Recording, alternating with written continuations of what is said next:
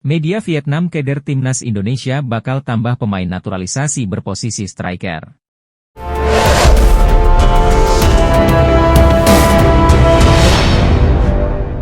Geliat penambahan pemain naturalisasi yang dilakukan PSSI untuk memperkuat timnas Indonesia mendapat sorotan media Vietnam. Nama-nama pemain keturunan yang bermain di Liga Top Eropa tak hanya mulai populer di Indonesia, tetapi juga di Vietnam. Hal ini terkait dengan pertandingan Piala Asia 2023 dan kualifikasi Piala Dunia 2026, Indonesia sudah dipastikan bertemu dengan Vietnam pada fase grup Piala Asia 2023. Sementara untuk kualifikasi Piala Dunia 2026, Indonesia kemungkinan besar bakal melaju ke fase grup dan kembali bertemu Vietnam. Vietnam menghadapi kesulitan dalam 2 turnamen besar karena 5 bintang Eropa akan bermain untuk Indonesia, demikian judul yang ditampilkan Soha, VN.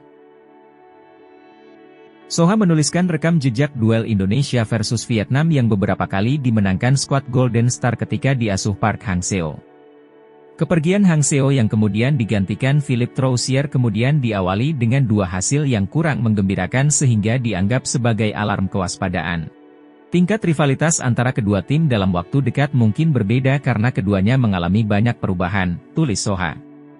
Vietnam menjalani 2 hasil buruk dan pelatih, Philippe Troussier dan anak asuhnya masih harus bekerja keras menghadapi kualifikasi Piala Dunia dan Piala Asia. Seiring Indonesia semakin kuat, pelatih Troussier dan timnya harus hati-hati saat menghadapi tim ini dalam 2 turnamen besar pada waktu dekat, tukas tulisan tersebut. Midfielder SC Heerenveen, Tom Haye, mengajak penyerang PSV, Marco-Ien Gustil untuk memperkuat timnas Indonesia. Nama Tom Haye dan Marco-Ien Gustil ramai dibahas pencinta sepak bola tanah air dalam beberapa minggu terakhir. Tom Haye merupakan pemain dalam proses naturalisasi menjadi warga negara Indonesia, WNI. Pesepak bola 28 tahun ini tengah menunggu reses Dewan Perwakilan Rakyat, DPR, yang berakhir pada Selasa, 5 Maret 2024. Rencananya di awal Maret 2024, proses naturalisasi Ragnar Oratmagoen dan Tom Haye akan dirapatkan DPR, tepatnya di Komisi 3 dan X. Setelah itu, Presiden akan mengeluarkan kepres terkait naturalisasi Ragnar Oratmagoen dan Tom Haye. Setelah kepres keluar, Ragnar Oratmagoen dan Tom Haye tinggal mengambil sumpah WNI untuk mendapatkan paspor Indonesia. Hanya saja, Ragnar Oratmagoen dan Tom Haye tak bisa langsung membela timnas Indonesia, mengingat harus perpindahan federasi terlebih dulu dari KNVB ke PSSI. Bagaimana dengan Ien Gustil? Setelah kabar PSSI mendekati pemain keturunan Grade A, nama Marco-Ien Gustil langsung muncul ke permukaan. Nama Marco-Ien Gustil muncul karena yang bersangkutan mentas di kasta teratas Liga Belanda bersama PSV. Sekarang harapannya, PSSI benar-benar mendekati Marco-Ien Gustil demi mempertajam lini depan timnas Indonesia. Jikapun belum mampu melakukan pendekatan, Tom Haye dapat menjadi agen untuk membujuk Gustil gabung ke timnas Indonesia.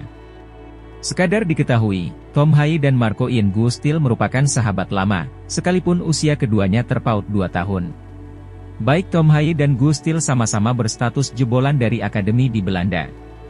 Kedekatan Tom Haye dan Ien Gustil juga terlihat jelas di media sosial. Keduanya kerap meninggalkan komentar ketika ada yang baru saja mengeluarkan unggahan.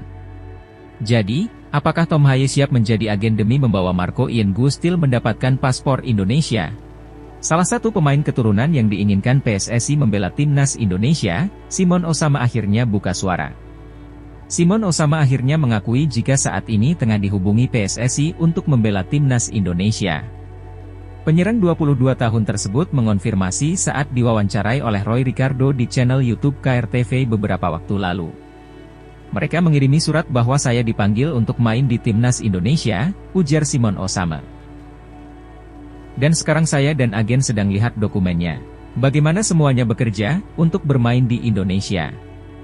Jadi saya pengen main, tapi sekarang kita harus memikirkan semuanya sebelum menentukan pilihan, tambahnya.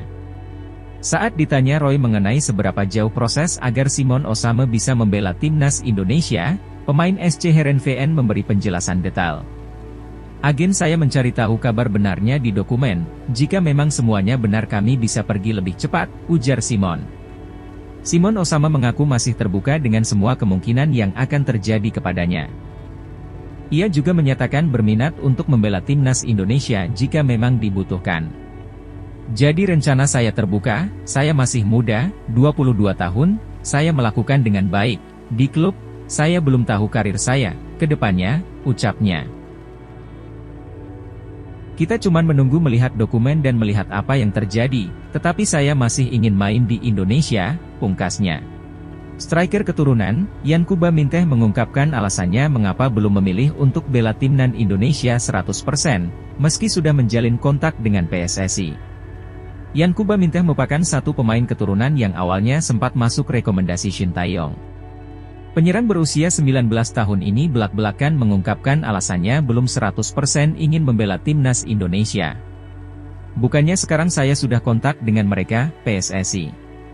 Tapi kalau saya terbuka, saya kira bisa diatur dengan cukup cepat, ucap Yankuba saat wawancara dengan RTV OOS dinukil dari laporan 20 Fans NL. Menurut Yankuba Minteh, masih terlalu dini untuk menentukan harus bela timnas Indonesia.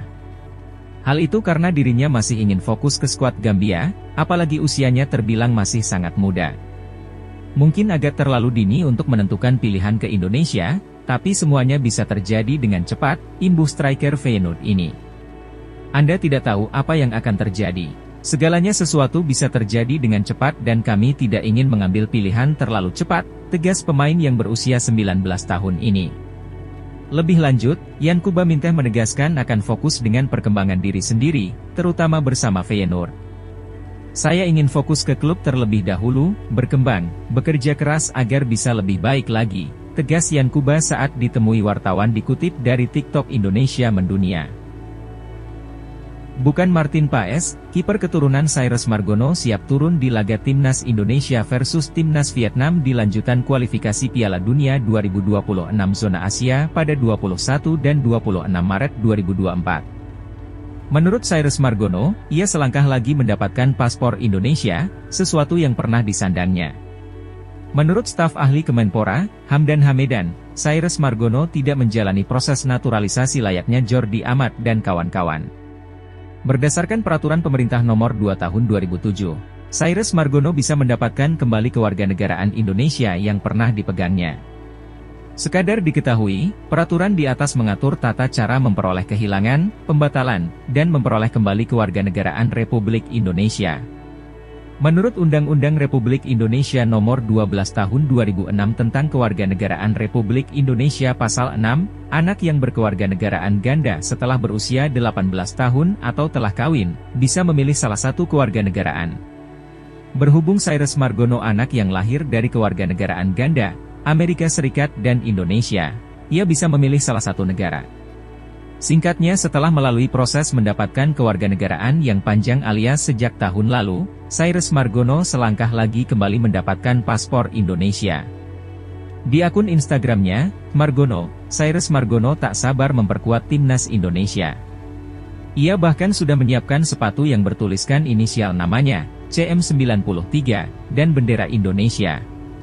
Saya tidak sabar mengenakan sepatu bola ini, bertuliskan inisialnya namanya, CM93, plus bendera Indonesia. Dan saya senang untuk mengabarkan bahwa proses